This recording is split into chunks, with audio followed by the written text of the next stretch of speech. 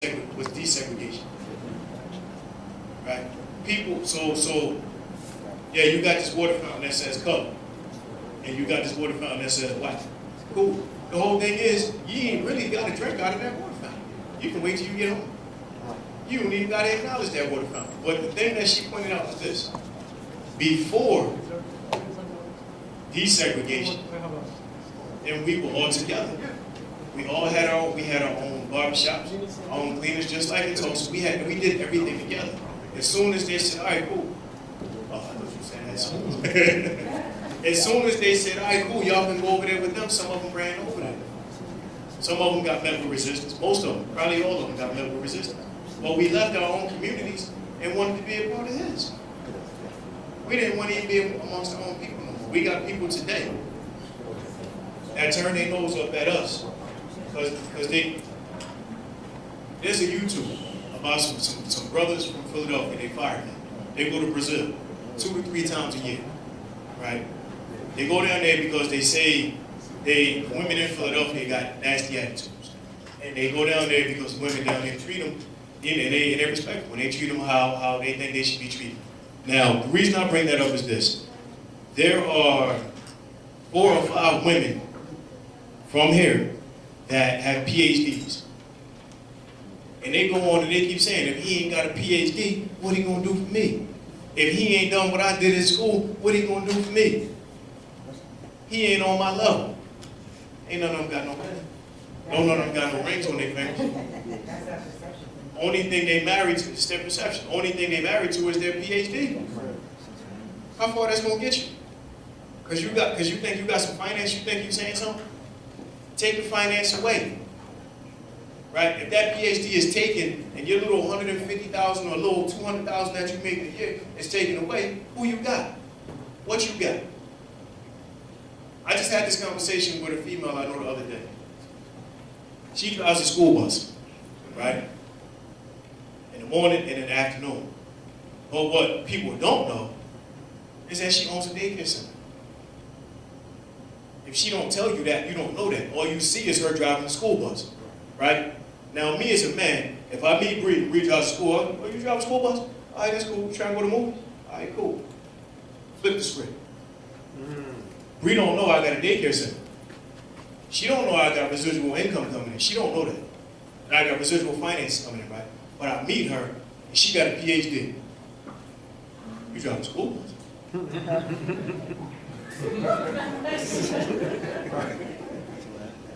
We got to get back to the ways of our ancient mothers and fathers. She don't have no clue that I'm whopped up. That I got a daycare center with like 190 little midgets in it. She ain't got no clue that I'm whopped, but I drive a school bus and she got a PhD. Perception. We got to get back to the ways of our ancient mothers and fathers. Kemet right here was supposed to be the zenith, right? I put Kush here. Anybody know anything about Kush? I ain't know much. I know you. Anybody know anything about Kush? So they said that civilization, the beginning of learning and knowledge came out of Kush first. That's what I read. Okay. Anybody else? That's cool though. I think I remember when I heard the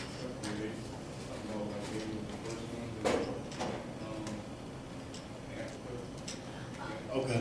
You're talking about old man Kush. I'm talking about the land. You're talking about old man Kush. And his descendants and all of that stuff. You're talking biblical. Go ahead. Cradle of civilization. Go ahead. I think it was like Alabama, and then it was Kush, and then it was Africa. Okay. How many of y'all heard of the Antoine Dam before? Antoine Dam. That's a dam that's over in Africa, right? That dam is 250 feet deep. Guess what's under the dam? Really? Kush. How do you spell it? A-N-S-W-A-N. Antoine Dam.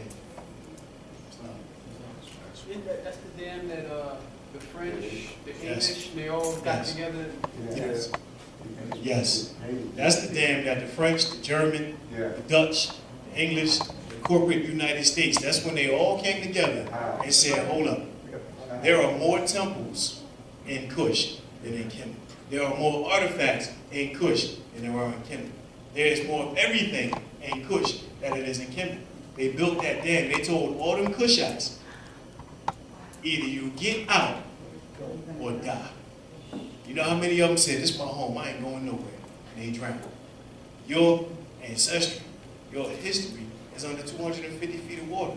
You already know about buoyancy. You already know you ain't going that deep.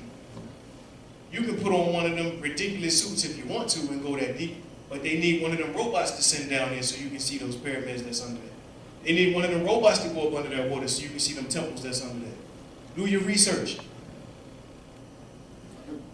They did that so you don't see it, and then what they do, they stuck Kemet in your face and say that's it. But they never took you down here. They stop you right here. You don't go to Kush and you don't go to the Yucatan. How come the pyramids in the Yucatan older than the ones in Giza Strip? And right outside of Mexico City, there's a place called Teotihuacan. Teotihuacan, I write it on the board so you can see. Teotihuacan, Teotihuacan, something like that. You can Google it; it'll come right up. I actually have a book with all this stuff, Mexican artifacts. You Google Teotihuacan. How many people know where Mexico City is? You know where it is? Who said in Mexico? No. She get a pass. She's an elder mother, so I can't put her in the corner. Of course, it's in Mexico, right?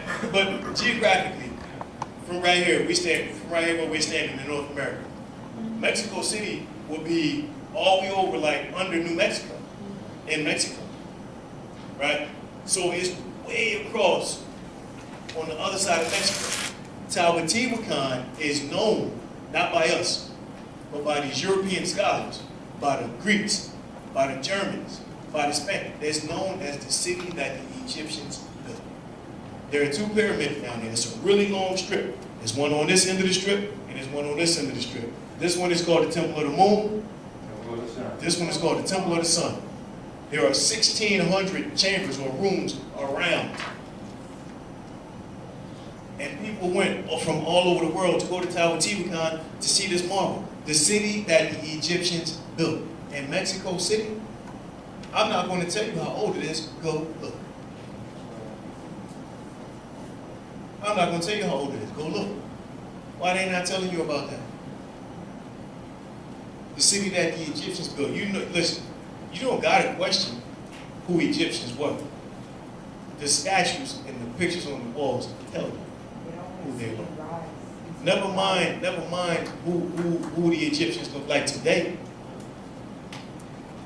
You're talking a descendant of an invader who's over there right now. The descendant of an invader. Go back into history, man. They ain't take you back this far. I'm going to take you back this far because I want you to go look. We talking nationality and birthrights. We talking America. We ain't see people, but they talk about these nationality and birthrights. And they say, you got some people who say that we U.S. citizens, and they talking nationality and birthrights. But this is North America. North America encompasses all of Canaan land, which is bigger than this corporate United States. So what are they? I'm asking. Americans, right? From the top to the bottom. So your connection, when you're talking nationality and birthrights, your connection is with that land as well. You're talking America. Like right now, you in Philly. How many people got relatives in South Carolina, Georgia, over here, over there?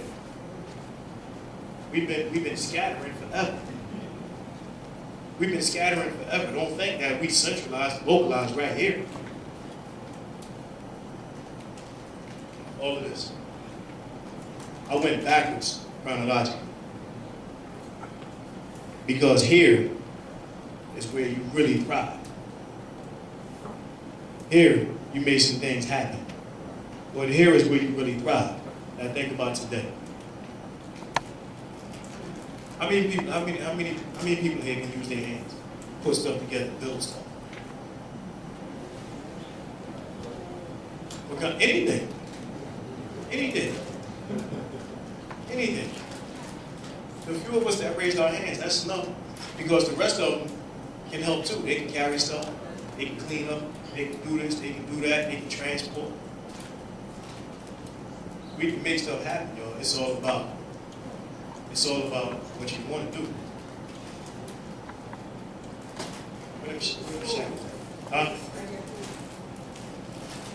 Jeremy held these. My man said that he didn't feel that he was enslaved or had no kind of shackles on. But the fear that he talked about was shackled up. Now, I'm going to pat you on your back and say that you're courageous because you're the only one that came up and looked in the mirror. I'm not saying anything about the rest of y'all. Seriously, I'm not. Y'all know I play around, but I'm being serious right now. It was courageous of you to come up here and look in the mirror. And then you showed your trust in me because I asked you to close your eyes and hold your hands out. You didn't even question what I was going to do, you know what I'm saying? You just did it. That's courageous all in itself, and I thank you for trusting in me. These things right here, they might be real, they might not be. It's the perception of them. It's the perception of them. These probably ain't never been around nobody's hands. Somebody could have made these in the 1900s and they got rusty just from sitting around. I don't know, but I know what the perception of them is. Now, think about the shackles that you can't see that's got you just locked down and stuck. Y'all ever heard of the Lest We Forget Museum before? Lest We Forget, you been there? All right, so that's a museum right here in Philly.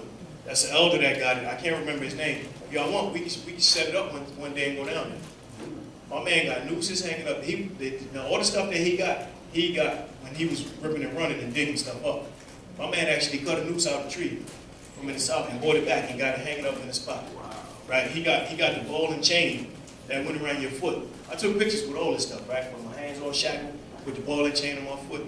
So 40 pounds, right? 40 pounds don't seem like much, right? But put a 40-pound ball on your foot and try to run and see what happens. Real tough. Now keep this in mind. I gotta say this too. I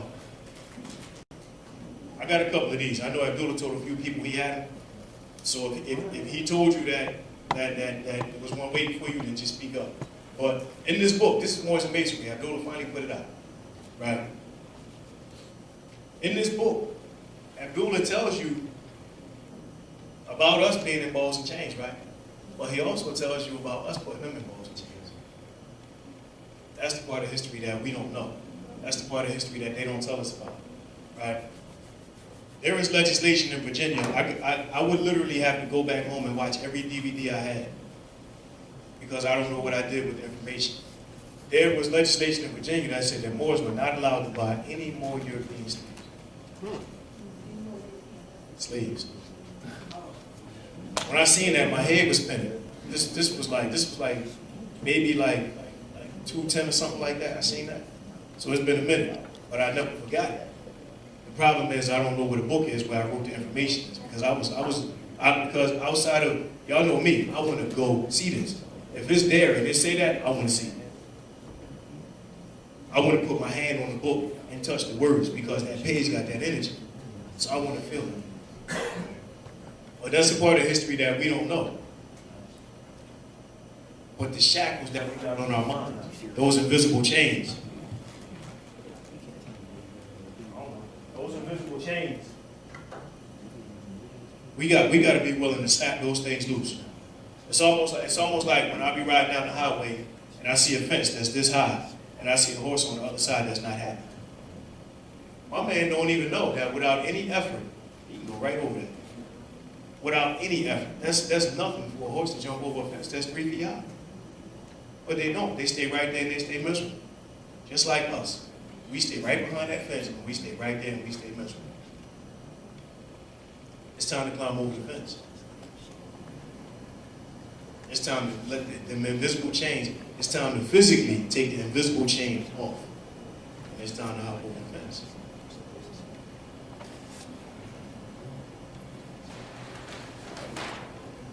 That picture, the Sankofa pictures. Them Sankofa moments like the one I had last night. To just take me back and have me thinking and going through all of this. They're powerful moments, y'all. That's the poster paper. I really appreciate it. What time is it? 3? Let me share something else with y'all before we bounce. Anybody got anything to say about Sankofa? Anything about what we talked about? Any questions or anything? I read something about some pyramids they found in the tongue of the ocean by Bimini, in that area that was actually like crystal pyramids. Is that in the ocean? Yeah, it's reference to it back in the 60s, and supposedly there was some artifacts taken from inside during a diving expedition, and after that the U.S. got involved and some other people got involved, and they set up the ORTEC, which is the Atlantic something, where that area, certain parts of that area you can't even access. What you say it's called? ORTEC? Yes. How you spell it? It's like a treatment. AUTEC.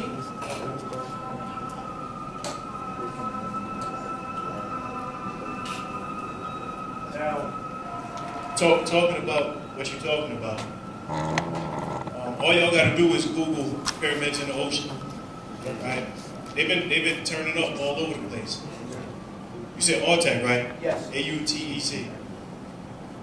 They've been turning up all over the place, but not just around America, all over the world. They've been popping up with these mountains under the water. I mean, these pyramids under the water. I haven't dug much into it, but it's definitely for anybody who wants to research it or check it out. It's definitely there. But I will check out this AUTEC and see what they got going on, because I know how they are. So I'm gonna read a little bit out of this little pamphlet. We talked about it a little bit, and then we can start wrapping up. I got this. King Knowledge L told me about this book a long time ago. We actually did a class. We actually did a class out of it. I'll read what we did the class out of. But what we did the class.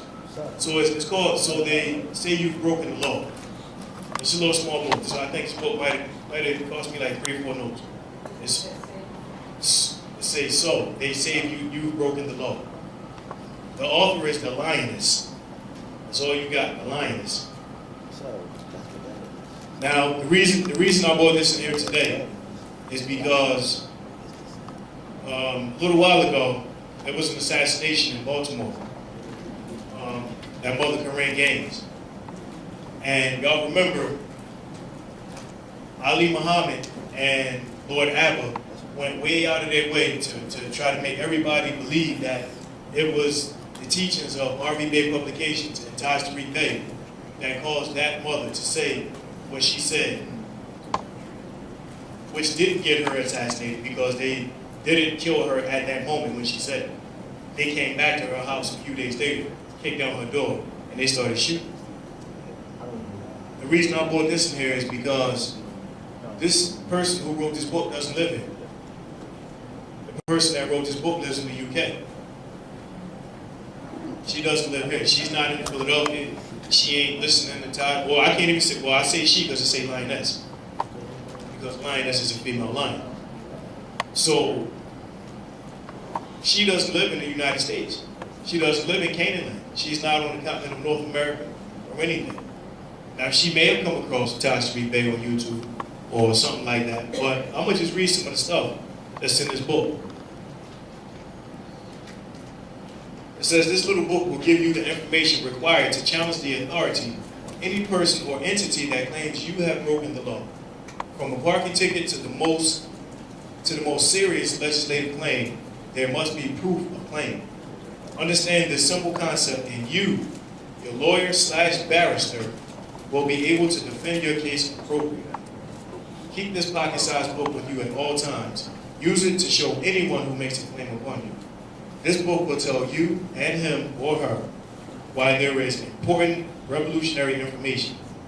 With a chapter of definitions at the back, as well as some samples to guide you, it illustrates an incontrovertible point of law that has never been used in public until now. This book is going to tell you about what I've told you about, what Setenra Bey has told you about, and what RBK Publications tell you about. In this book is from the UK. On this page it says, what is a claim? I'm sorry, it says, what is law and what is a claim? So I highlighted what is law. You know there's a difference. There's legal and there's law. Legal is the process. Lawful is the form. So lawful is what it is. The law is the law. The legal side is a process. It's a form of law. It's not actual law. The legal side is the process. Understanding this simple concept, and you and your lawyer/barrister will be able to defend your case appropriately. Now, that first line says you, before it says your lawyer or your barrister. You will be able to defend your case properly, which means that you can present yourself. This ain't here, y'all. And when you read further into it, she flat out says about the monarch, what's her name, Elizabeth, or whole nine. She goes into it. This book is not from here. So when people say, oh, y'all up there telling people stuff that you shouldn't be telling them, you teaching them, well, they teaching them the same stuff over in the UK. The difference is you got your foot on your neck by an invader. Or they got their foot on their neck. They got an invader's foot on their neck too, because I'll be honest, y'all ain't re-Hing them out of bricks. The question in here, do you have proof of claim? Do you have proof of authority? That's the same stuff. That's the same stuff that I, or that Taj, or that Raj Mariah would tell you to ask. Even when you're being stopped by the policy enforcer, what's your probable cause? You got some identification? Because you could have got that outfit from anywhere. How many times they pull you over in unmarked cars? Y'all don't even know they ain't even supposed to be in unmarked cars. They supposed to be known. They supposed to be in a car that says police with the corporation that they work for, the whole nine. They supposed to show you when we was up the street. You remember when I asked 3 or 4 different of them on chumps. Yo, you got a business card? No, I ain't got a car. Yo, you got a business card? No, I ain't got one either. They supposed to have business cards on them at all times. They supposed to give them to you. This is from the UK. Do you have proof of claim? Do you have proof of authority? The same stuff we talking about, and they telling us we wrong. Well, we telling you from a birthright perspective. In reality, they talking from a birthright perspective too, because they got the right to travel. They got the right to free will. They got the right to be where they want to be and live how they want to live. If the answer to the 2 questions is anything other than an absolute yes, you are operating outside of your professional capacity, and your actions are those of a man or woman acting upon your own, capital letters, liability.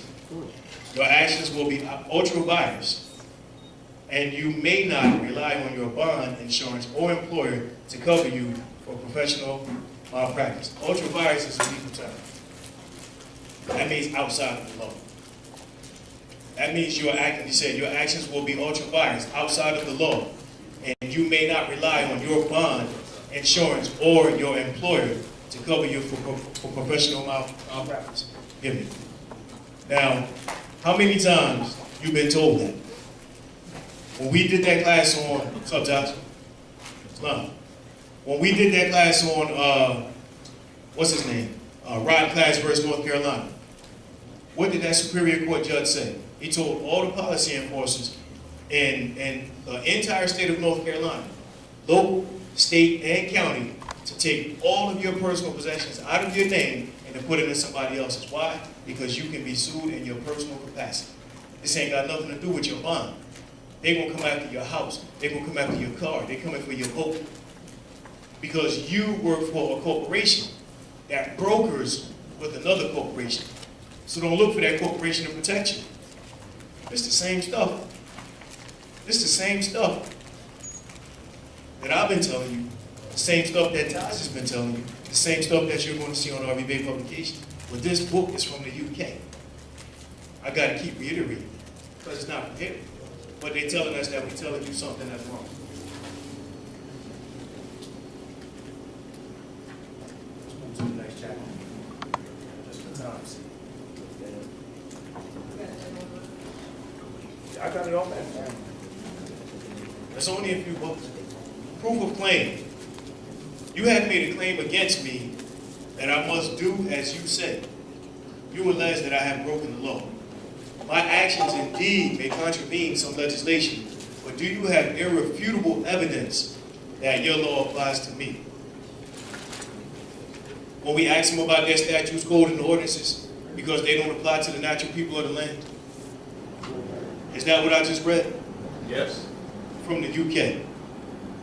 Can you show me now or in the future any evidence whatsoever which demonstrates that this law applies to me? Who created this law against me? Who pays you to take action against me and enforce? Enforce is capital letters. This law. Because that's how they do everything, by force. If you figure like this, when the brother asks me, what about them guns? Let's just say it's me and you, right? Come over here. We're going to put you on camera. Come on. Come on. Don't hit him, man. I ain't going to hit him. I ain't going to. So here I am, right? And I'm saying I'm an authority over you, right? So I raise my voice and I say, get on and do 50 push-ups. What you say? He said, you don't have no jurisdiction. I don't mean, we're not talking lawful. We talking like if we on the street. And I say, man, do 50 push-ups. He refused, pretty much. I don't think he said what he would have said. That ain't what I would have said. But the point is he refused, right? So what authority do I have to make you do 50 push-ups? I don't. Now, let's change the story a little bit, right? This microphone represents a 40 caliber handgun, right?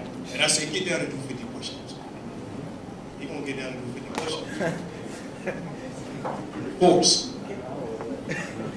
Force. Here we go. He gonna go home and do the push-ups, right?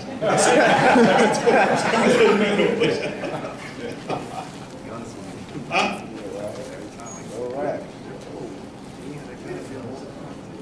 Ain't nobody call you, but ain't no problem.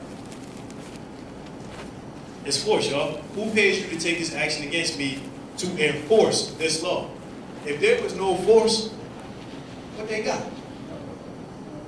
They need, hey, listen, without those guns, and see, on top of that too, they got technology because they say, hey, listen, I'm here, I 6 of them. I need help this fight. Hey, man, listen, it'll be Setenra police, Temple police, Drexel police, just like that. Now, I've been contemplating redoing the class that we did a couple years ago called Facing the Reality. It was about the police. When the assassinations was going on, Mike Brown, the brother of Eric Gardner, we did those classes then. And I pointed out specific information for the corporate state of Pennsylvania, right, from what they call the Pennsylvania Consolidated Codes, or Pennsylvania Consolidated Statutes. Now, in those codes, it says this.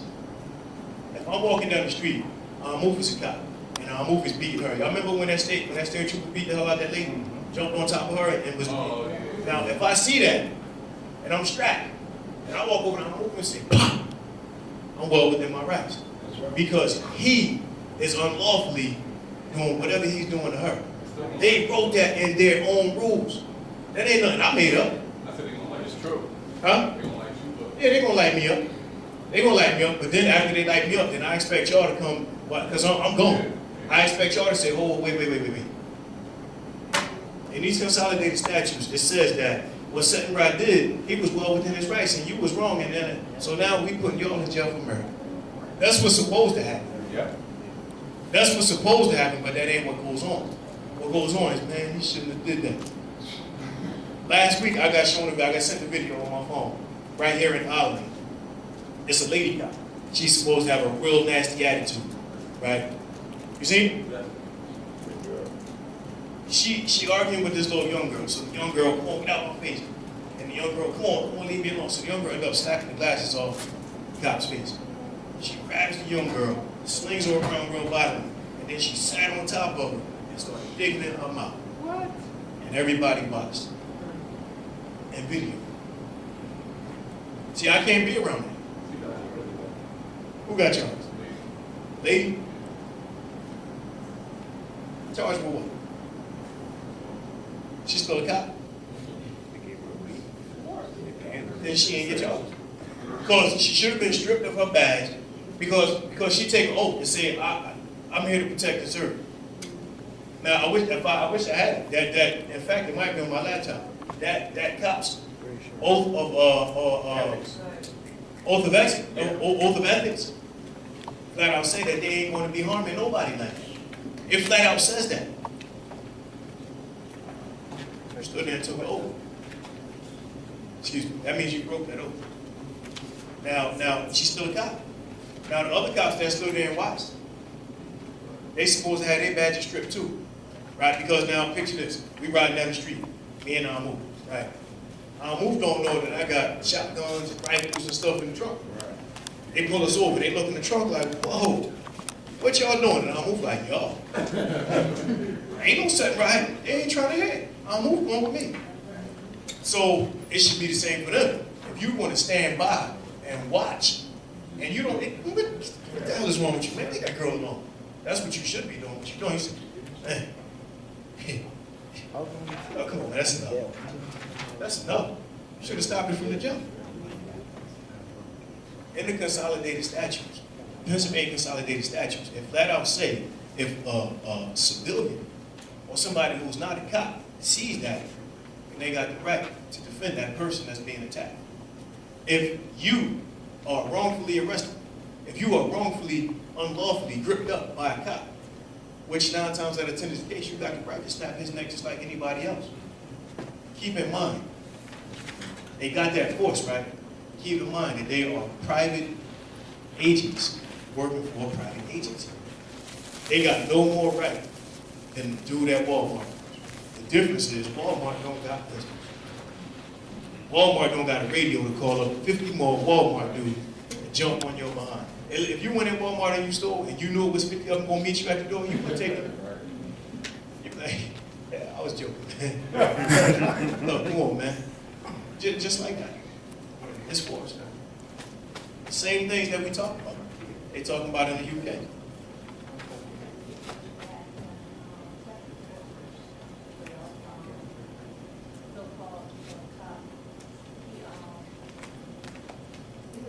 You always running up in everybody else.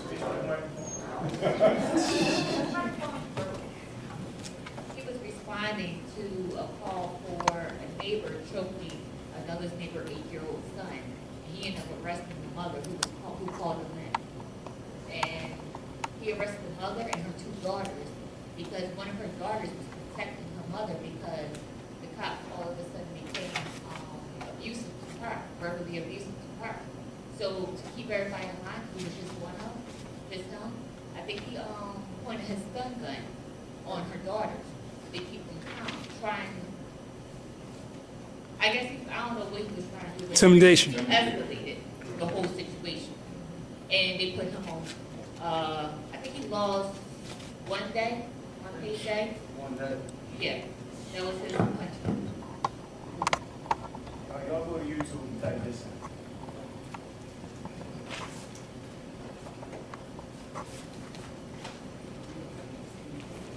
Let's give you some more.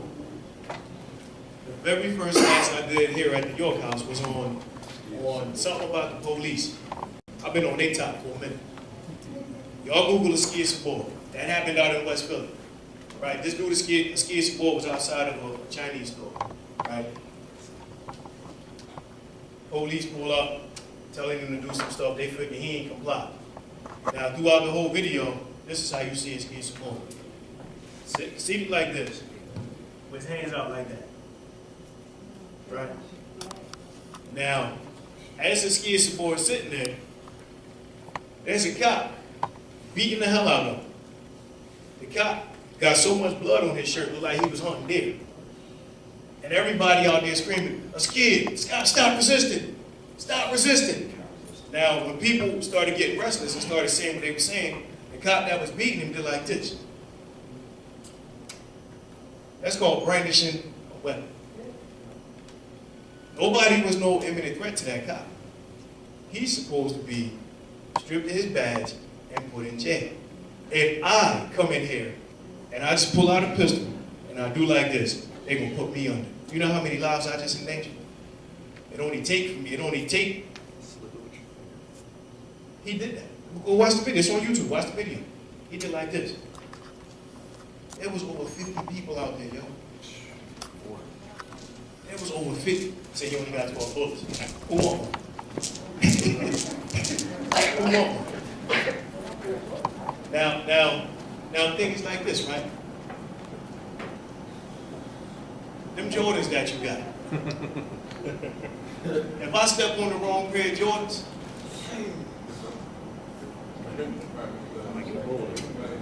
forget it.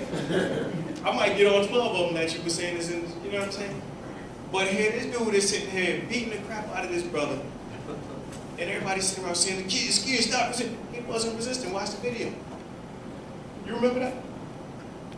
That was the first class I did it. And I showed that video. Go ahead, bro.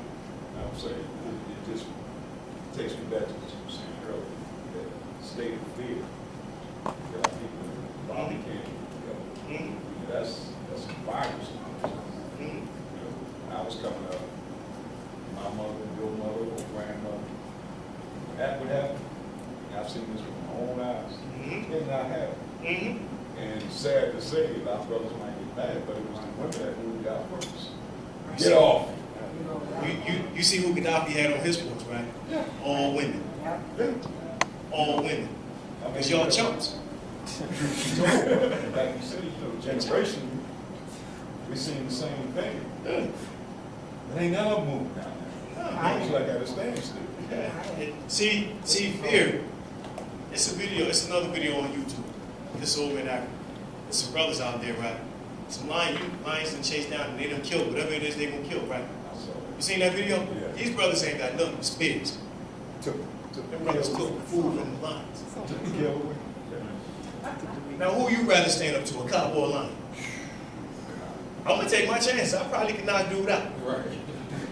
I'm gonna take my chance. I probably stretch dude. But the lion? Spear. The lion? Look, I mean,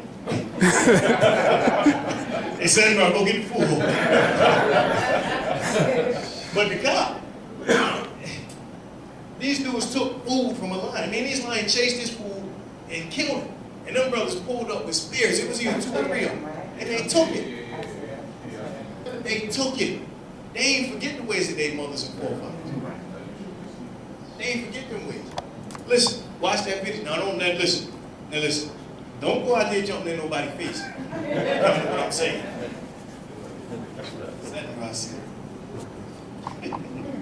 Whoever your employer may be, arguably, the ultimate alleged authority in this matter is Elizabeth. Who's Elizabeth? Yeah, exactly. The constitutional monarch. Elizabeth is effectively the CEO of the government without whom legislation cannot be passed. All legislation in the UK requires consent of the monarch. You have probably heard her say "my government" on many occasions. It is undoubtedly her government, but is it my government? Do you have proof it is? Do you have evidence that she or someone anyone, anywhere, has a higher claim upon me than me. Who owns me? Who has a higher claim upon me than me? Will Elizabeth bear witness to the fact that she allegedly owns me?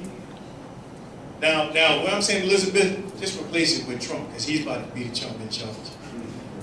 If not, Elizabeth herself, will a representative of the Crown Protection Services, the police, or government bear witness that I am owned?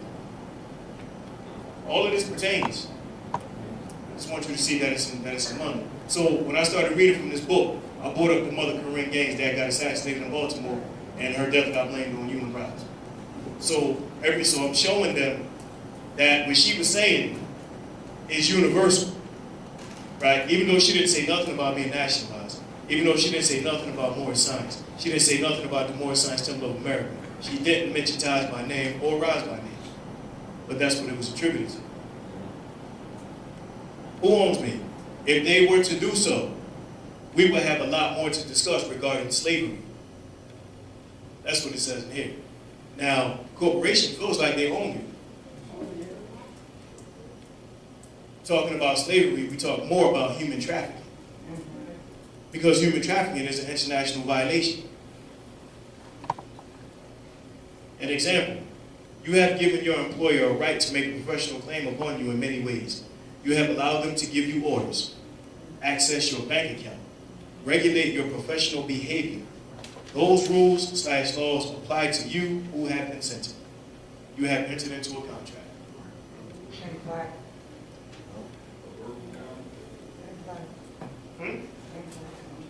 No, you entered into a contract. When you sign that paperwork and you accept that job, they said, like she said, they send you an offer letter and you accept it and sign it. That's a contract. Now, is it an unconscionable contract? Might be. Did they sign it as well? Probably not. But if you verbally say, thanks for the job. Yeah.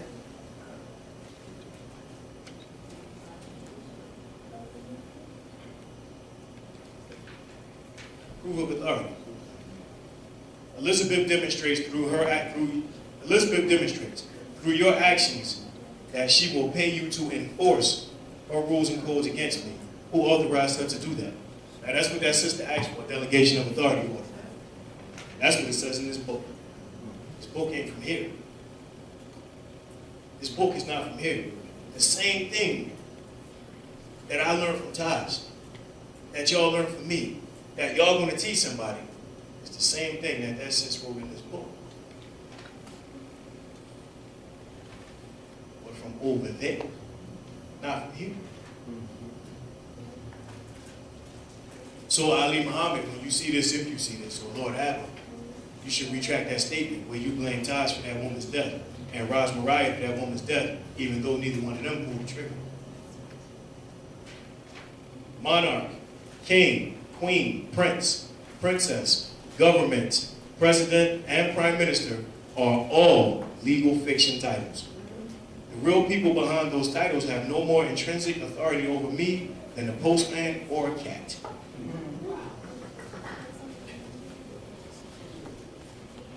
Regardless of the laws being written in the form of legislation or acts of parliament, the only thing that gives these documents authority is the consent of those who will be governed. Now the funny thing is this. When they passed all of these statutes, codes, and ordinances, did any of y'all consent? If you didn't, if you was quiet, Huh? if you're quiet again. Nah? Did you consent? Oh, I haven't said something yet. I think it's been about 12. They still doing that stuff behind closed doors. The last page of the book, That's how they get you to consent without you knowing.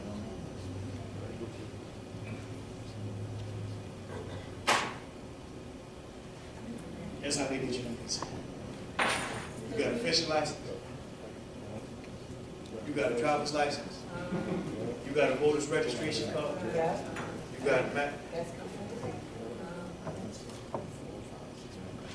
That's That's how. The voter's registration card, right? Let's just cause see, prior to knowing what we know, that's what we was told we had to do when we turned 18. You got to get this voter's registration card. For boys, you got to sign up for the selective service. You just gave consent. When you go vote, what that says is, whatever it is that you decide to do, because you voted for me, so you gave me the authority to say, look, man, what you need clean water for? We gonna put all kind of piss in that water, and you gonna drink it because you gave me authority to do it. The birth certificate, I didn't think I had to go. But the birth certificate is what gives the whole corporation, right? And then you get that Social Security card. Now the thing is this: you can go further in that book. You can, like I said, that book is on Amazon. It's called "So They Say You Broken the Law" by the Lions. It's jump change. It's like 4 or 5 notes, believe me. Right? Now, it goes further in there and it talks about it. Right?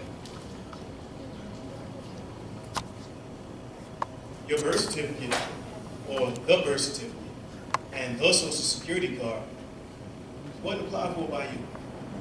right. So it's a move. Somebody else did that. Your mother, father, and they just got you entrapped, tangled in some web, right? You trying to figure out how to get out. Now, the prophet said to do all new business in your free national name. But you don't disregard that. Because when it comes down to it, you can use that for proof of human trafficking, for proof of everything that they've done because you got it. Now, when it comes down to it, they can't deny it.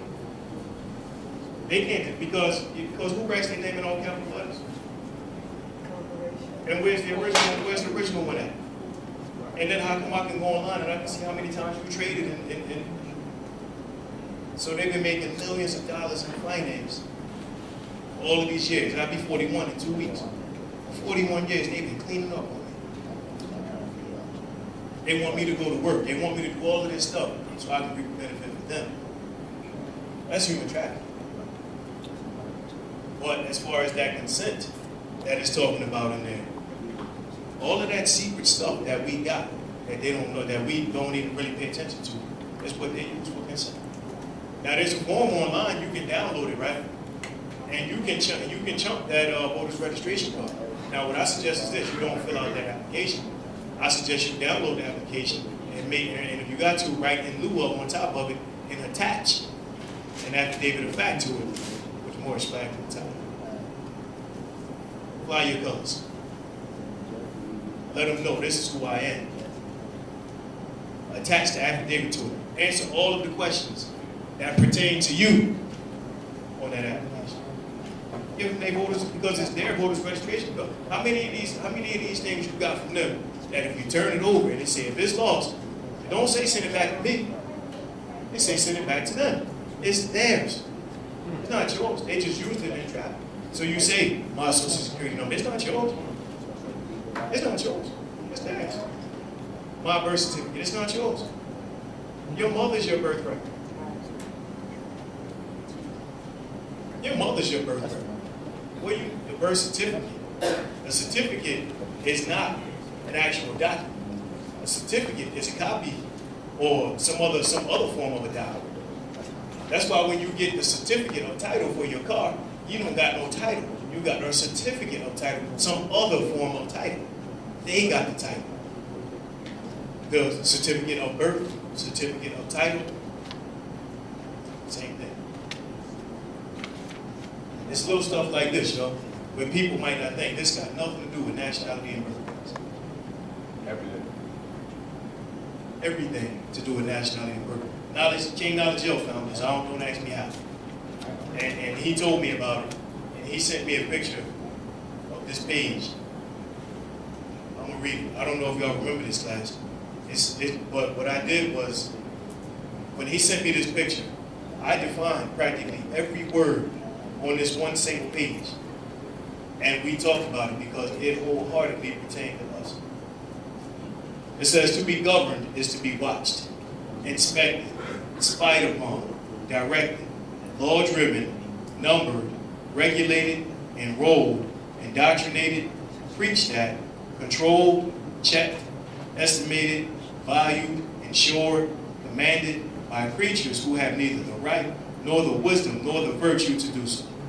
To be governed is to be at every operation, at every transaction noted, registered, counted, taxed, stamped, measured, numbered, assessed, licensed, authorized, admonished, prevented, forbidden, reformed, corrected, and punished.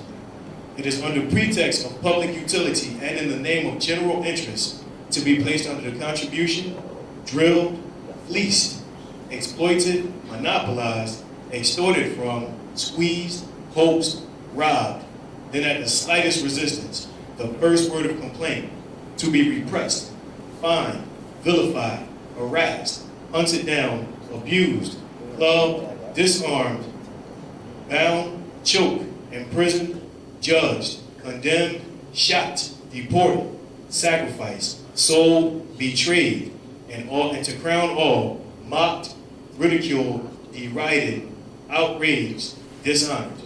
That is government. That's its justice. That's its morality. We defined each one of the words. That was a few months ago.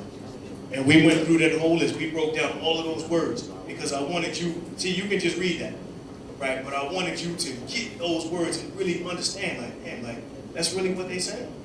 When they say this, it's really what they say. Yo, it's little small stuff like this, yo. This only like 30-something pages. You can read, you can go through this book in an hour. In an hour. And just get it like that. Get your dictionary sitting next to you. Just go through it. Like my wife said, I'm a nerd. That's funny. Yeah, it might take a couple hours. How are we looking on time? Before this one. All right, I ain't gonna push no. Any questions, comments? I have a copy of my original social security card. I didn't use that. The original social security. No. Don't claim it. Okay. Because when you claim it, right, when you claim it, now you know what else they say in there about consent? What are you doing? No, I'm gonna put it, Well, why you beating the phone? because it keeps talking. So before she reads that, let me tell y'all another way that they said people get consent. Y'all remember this? I pledge allegiance to the flag. If you pledge allegiance to something, they got babies doing that. I don't know if they still do it in school or not. Yep. Every morning? They still do it, but But how you gonna make a child pledge allegiance to something? They don't know what they talking about. Indeed, but they got that birth certificate, so they need you. I pledge allegiance to the flag of the United States of America. You know when they sing the Star Spangled Banner? When you stand up, and the people be crying, and they be getting all emotional and tearing a song about a banner. Colin Kaepernick that knelt down and they crucified him. He gonna be in the league next year? Because he made a stand. He got grinded up from here to next month. Because when they were singing the Star Spangled Banner, whatever that song is, my man did like this. He said, I'm not gonna stand when my people out here being shot, killed, and beat. I'm supposed to stand and represent this. It was more than that. But he was the first one this season. So when he did it, then they jumped right on him. It was a few of them who did it. They jumped right on him. Now, how many of y'all know who Nas is? The hip hop artist. There's a CD called Distant Relatives with him and Damian Marley. And in one of them songs, Nas says, athletes today are scared to make Muhammad Ali statements.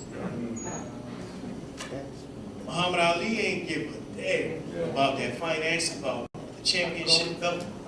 He said what what he wanted to say and said it to who he wanted to say and how he wanted to say it. Do what you want to me, but I'm going to tell you what.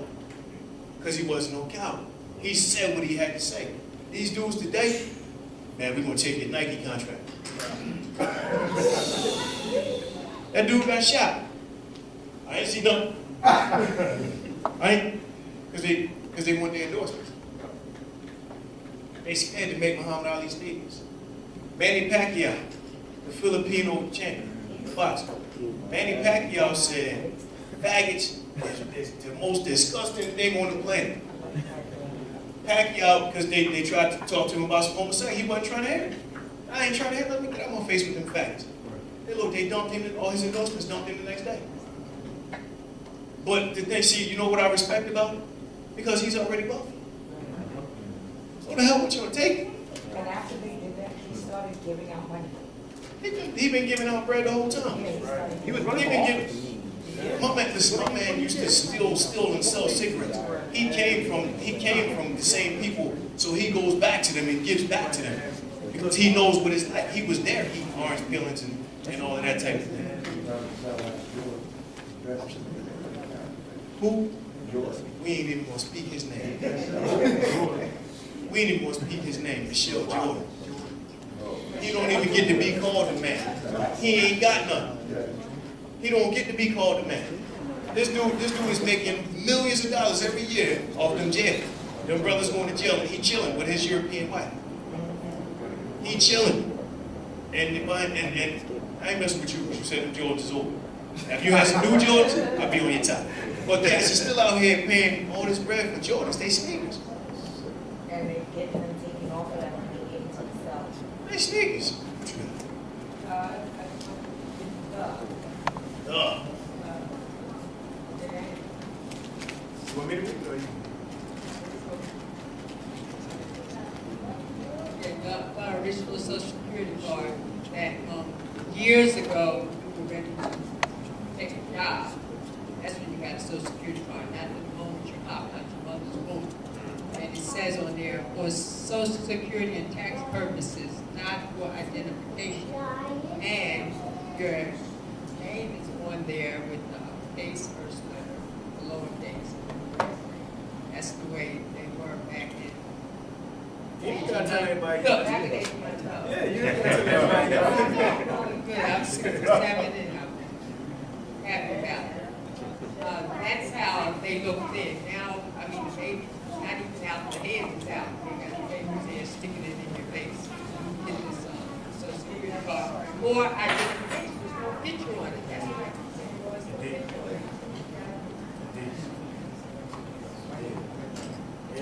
And just to go even further, just read the Social Security Act.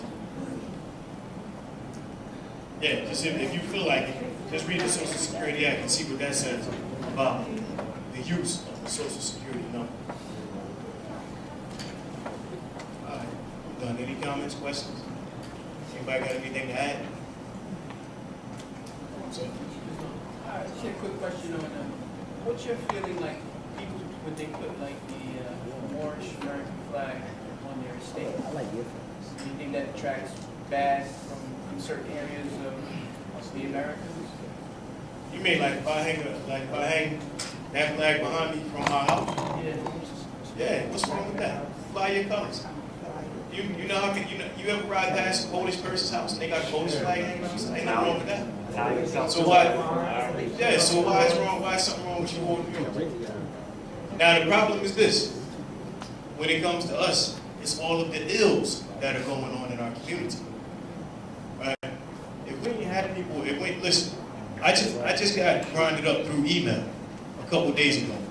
A woman from Oregon emailed me. She say, I hear you know Ties to Bey. I say, yeah, I know him. Can you get me in touch with him? Can you get him to call me? I said, Ties don't just be calling random people just to talk about, you know what I'm saying? Well, maybe you can help me. I said, well, what's the situation? What's going on? Can you teach me how to acquire land? Nope. I said, listen, now see, this was my response. Myself, nor Ties to Bey, will talk to you or anybody else about acquiring land. And before I went into the email, I said, the primary thing that we're concerned about is teaching people about their nationality and birthright. That wasn't good enough. She went on to say, oh, well, if you feel like you got a lack of knowledge to teach, real talk, I can show you all the emails. If you feel like you got a lack of knowledge to teach, maybe you should send me to somebody else. So I didn't respond.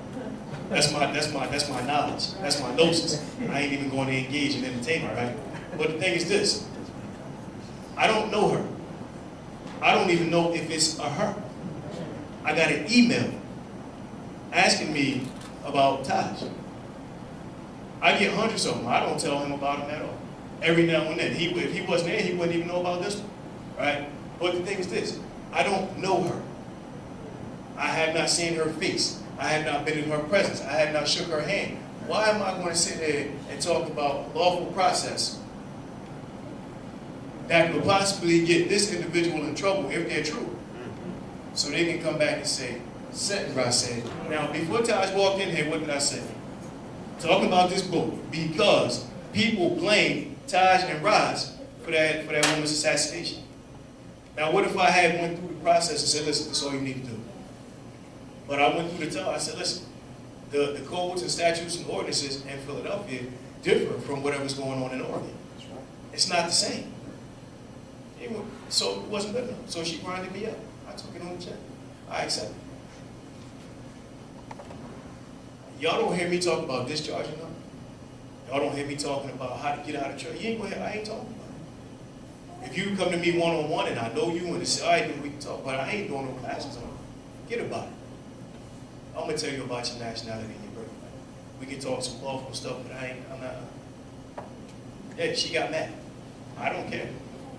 She cursed me out through email until she died. I don't care. It'll be 110 years from now. I'll be reading Latin. But that's not what this thing is about. This ain't about getting out of trouble. Don't get in trouble. That's right. Don't get in trouble. I'm dealing with that right now. She ain't want to come to him. Like, hey, listen, Ty, man, this lady called me, you want to talk to her? She said, she sent me her phone number and everything. Kept emailing me. She was like, she emailed me the first time, I ain't responded. Second, I ain't responded. Third, she said, well, the third time's got to be a charm. Persistent. But the thing is this, I still don't know that she is who she says she is. That could be anybody. That could be the district attorney, Seth Abraham or Seth Williams, whatever his name is, emailing me saying that he's in Oregon and saying, yo, cuz, you know how to do this, that. I don't know. I'm not a computer nut. I don't know how to find IP addresses and all that stuff, find out where the email come from. I ain't got that kind of time. I don't care about that stuff. We got to be careful. We got to be careful. We got to keep our eyes wide open and our ears wide open and our first eye extremely wide.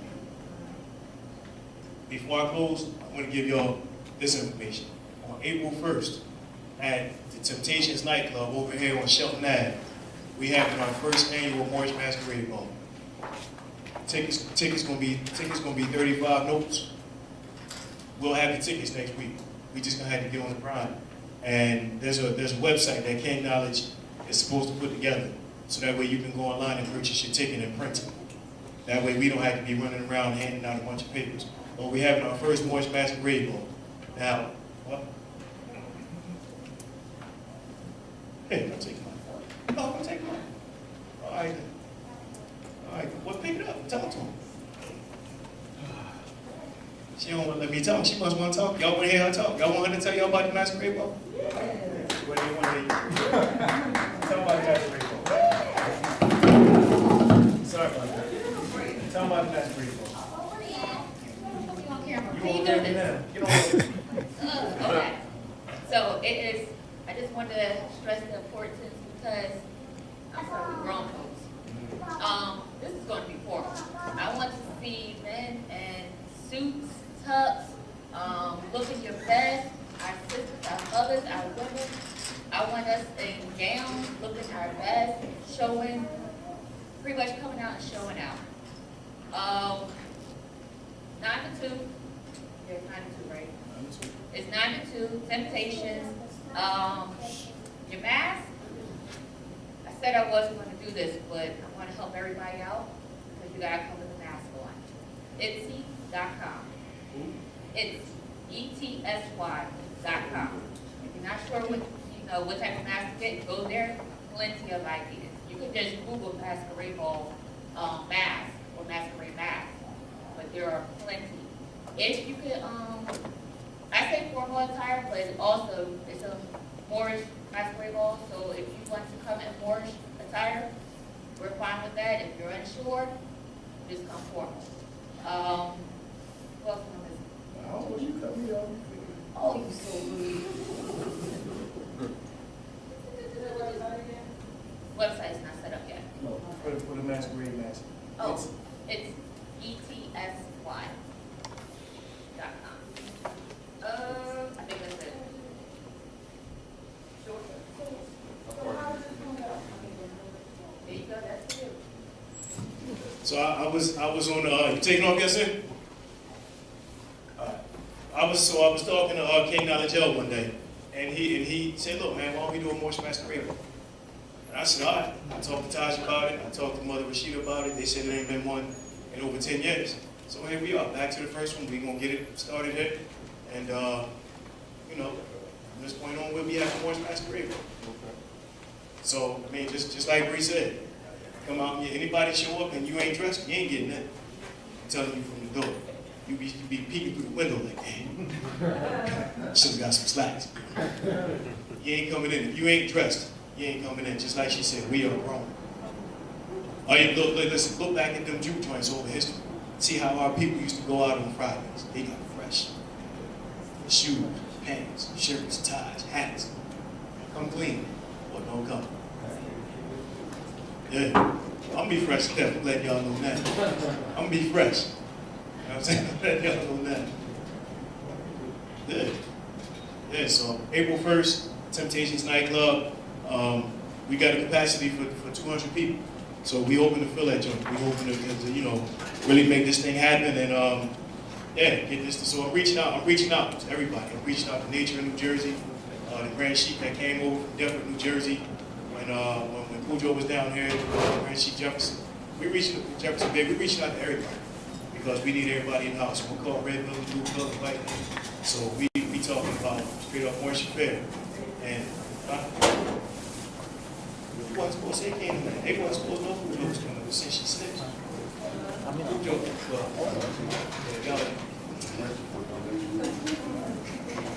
Moorish masquerade ball, April 1st, so get ready. So there's no more questions, no more comments. Next class is next Saturday. We'll be right back in. Yeah, next Saturday. And as always, peace, love, Islam, I love you. With desegregation. Right? People, so yeah, you got this water fountain that says color. And you got this water fountain that says white. Cool. The whole thing is, you ain't really got to drink out of that water fountain. You can wait till you get home. You don't even got to acknowledge that water fountain. But the thing that she pointed out was this.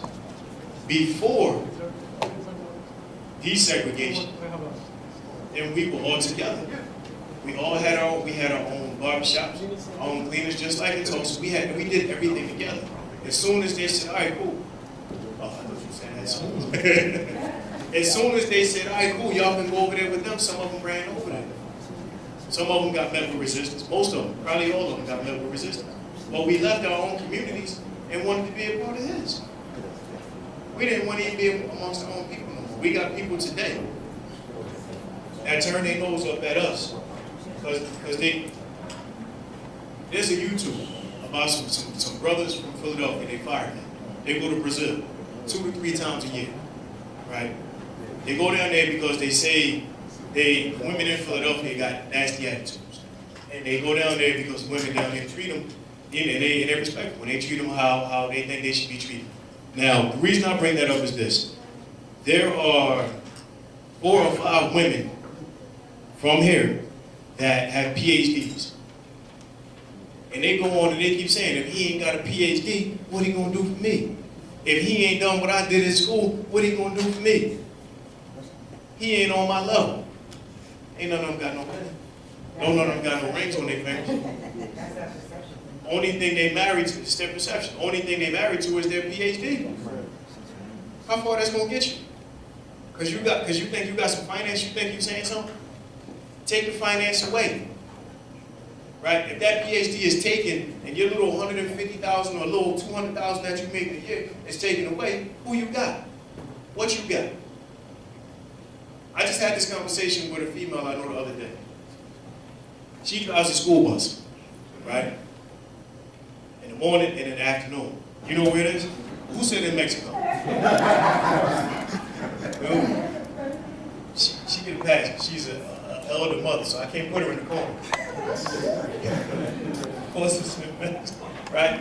But geographically, from right here where we're standing in North America, Mexico City will be all the way over like under New Mexico, in Mexico, right? So it's way across on the other side of Mexico. Teotihuacan is known, not by us, but by these European scholars, by the Greeks, by the Germans, by the Spanish. It's known as the city that the Egyptians built. There are two pyramids down there. It's a really long strip. There's one on this end of the strip, and there's one on this end of the strip. This one is called the Temple of the Moon. This one is called the Temple of the Sun. There are 1,600 chambers or rooms around. And people went from all over the world to go to Teotihuacan to see this marvel. The city that the Egyptians built. In Mexico City, I'm not going to tell you how old it is. Go look. I'm not going to tell you how old it is. Go look. Why they not telling you about that? The city that the Egyptians built. You know, listen, you don't got to question who Egyptians were. The statues and the pictures on the walls tell you who they were. Never mind who the Egyptians look like today. You're talking a descendant of an invader. Right. Who's over there right now? The descendant of an invader. Go back into history, man. They ain't take you back this far. I'm going to take you back this far because I want you to go look. We talking nationality and birthrights. We talking America. We ain't see people, but they talk about these nationality and birthrights. And they say, you got some people who say that we U.S. citizens, and they talking nationality and birthrights. But this is North America.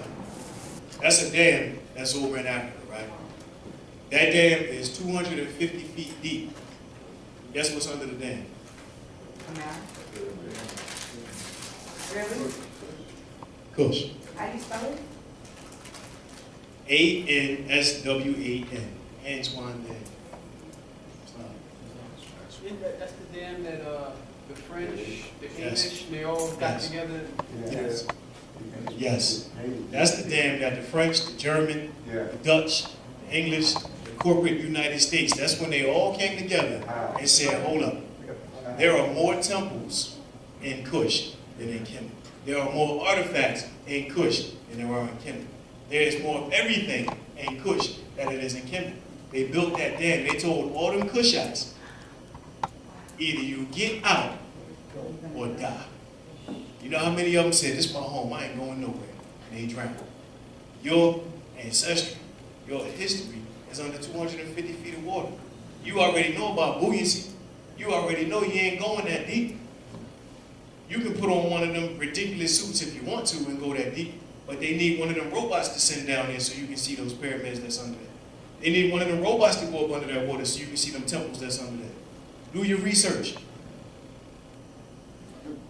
They did that so you don't see it, and then what they do, they stuck Kemet in your face and say that's it.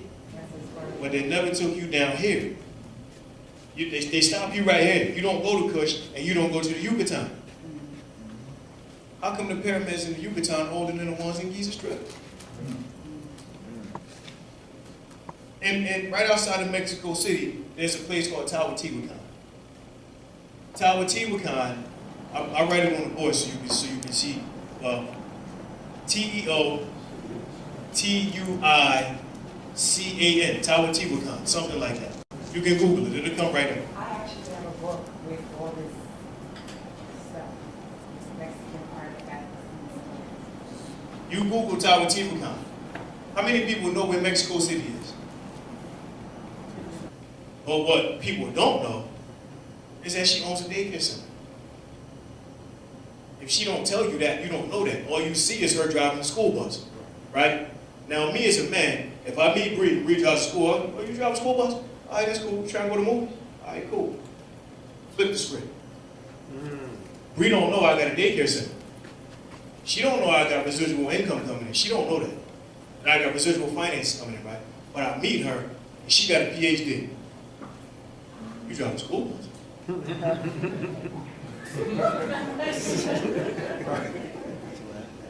We got to get back to the ways of our ancient mothers and fathers. She don't have no clue that I'm whopped up. Hello. That I got a daycare center with like 190 little midgets in it. She ain't got no clue that I'm whopped, but I drive a school bus, and she got a PhD. Reception. We got to get back to the ways of our ancient mothers and fathers. Kemet right here was supposed to be the zenith, right? I put Kush here. Anybody know anything about Kush? I ain't know. Not you. I know you. Anybody know anything about Kush?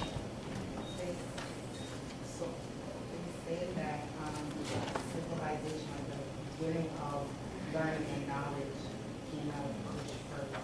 That's what I read about. Okay. Anybody else? Let's cool though.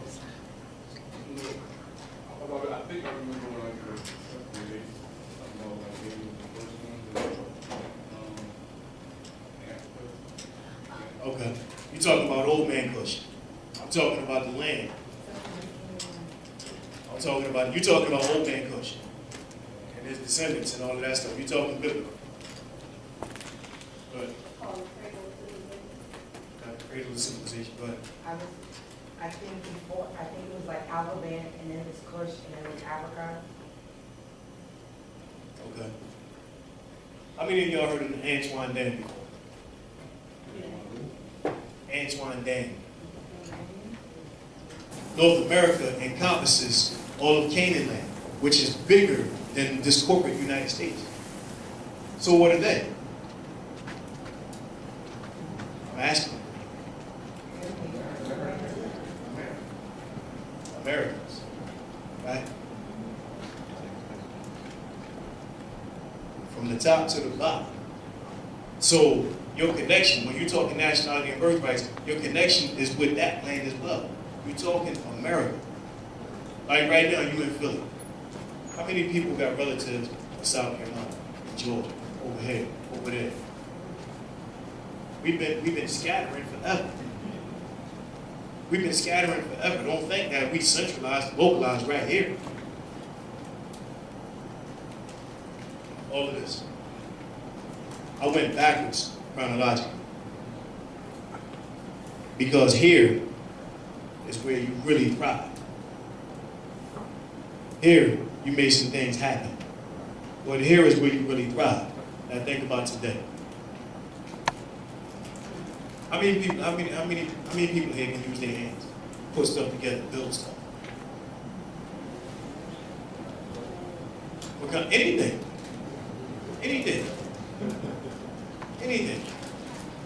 The few of us that raised our hands, that's enough. Because the rest of them can help too. They can carry stuff, they can clean up, they can do this, they can do that, they can transport. We can make stuff happen, y'all. It's all about what you want to do.